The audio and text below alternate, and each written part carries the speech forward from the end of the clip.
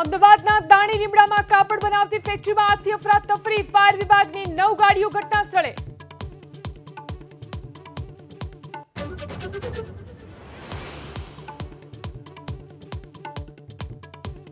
વડોદરાના માંજલપુરથી ધારાસભ્ય યોગેશ પટેલે 3 વર્ષમાં ઘણી જમીન બારોબાર વેચી દીધાનો લગાવ્યો આરોપ. તો બાબરાના ધારાસભ્ય જનક તળાવિયાએ જુગારધામનો કર્યો પર્દાફાશ.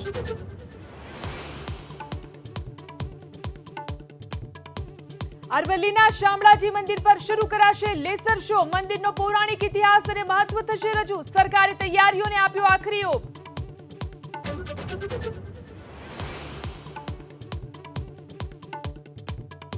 મહારાષ્ટ્રમાં મુંબઈ સહિતના વિસ્તારોમાં ધોધમાર વરસાદ. ઈસ્ટર્ન એક્સપ્રેસ અને વડાલાની આસપાસના વિસ્તારોમાં વરસાદથી રસ્તાઓ પાણી.